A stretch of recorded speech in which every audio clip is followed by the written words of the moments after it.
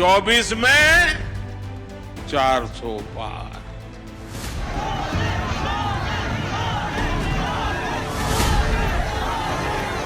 ...2024 लोकसभा चुनाव के ऐलान में अब महज चंद रोज ही बचे हैं। लगातार तीसरी बार सत्ता में आने के लिए बीजेपी ने कमर कस ली है। एक तरफ जहां बैठकों का दौर चल रहा है, जहां चुनाव की हर छोटी बड़ी रणनीति बनाई जा रही है, तो दूसरी तरफ पीएम देश के कोने कोने पहुंच रहे हैं, राज्यों और शहरों का दौरा कर रहे हैं और लाखों करोड़ों की सौगात दे रहे हैं। यानी आम चुनाव के लिए बीजेपी की तैयारी भी दिनों दिन पुख्ता और धारदार होती जा रही है। अगले चुनाव में भाजपा को 370 दीजिए और एनडीए को 400 पार कर दीजिए।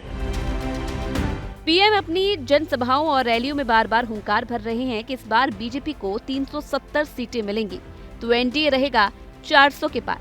अब इसके लिए तैयारी भी तो मुकम्मल होनी चाहिए।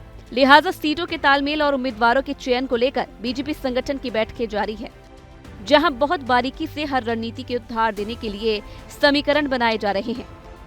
दिल्ली में बीजेपी की मैराथन बैठक हुई, जिसमें 6 राज्यों की बीजेपी कोर कमेटी के सदस्य, केंद्रीय नेतृत्व की तरफ से पार्टी अध्यक्ष जेपी नड्डा, गृह मंत्री अमित शाह और संगठन महासचिव बीएल संतोष शामिल हुए। पहले दौर की बैठक में यूपी, तेलंगाना, केरल, पश्चिम बंगाल, छत्तीसगढ़ और राजस्थान की कोर कमेटी के सदस्य शामिल हुए।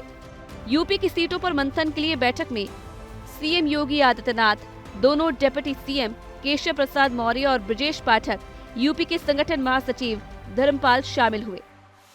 बैठक में राज्य की सभी 80 लोकसभा सीटों पर मंथन हुआ। रायबरेली और मैनपुरी सीट पर खास फोकस रहा। साथ ही एमएलसी चुनाव को लेकर भी चर्चा हुई। केंद्रीय नेताओं ने पश्चिम बंगाल को लेकर भी राज्य कोर कमेटी के साथ राज्य की सभी 42 सीटों के लिए रणनीति बनाई गई। पीएम मोदी के 1 और 2 मार्च के दौरे की तैयारियों पर भी चर्चा हुई। तेलंगाना के नेताओं के साथ सभी 17 सीटों पर मंथन हुआ। छत्तीसगढ़ के नेताओं के साथ भी केंद्रीय नेतृत्व ने सभी 11 सीटों पर मंथन किया। इस बार नए चेहरे उतारने पर भी मंथन किया गया। छत्तीसगढ़ को लेकर 27 या 28 फरवरी को फिर बात होगी। वहीं राजस्थान के नेताओं के साथ राज्य की सभी 25 सीटों पर मंथन हुआ। ऐसा माना जा रहा है कि पहली लिस्ट में राज्य के 7 से 9 उम्मीदवार घोषित किए जा सकते हैं। बैठक में इन राज्यों की उन सीटों पर मंथन हुआ जिन पर पिछले चुनाव में बीजेपी उम्मीदवारों की हार हुई थी। इन सीटों के लिए उम्मीदवारों की 3-3 नामों की लिस्ट पर मंथन हुआ।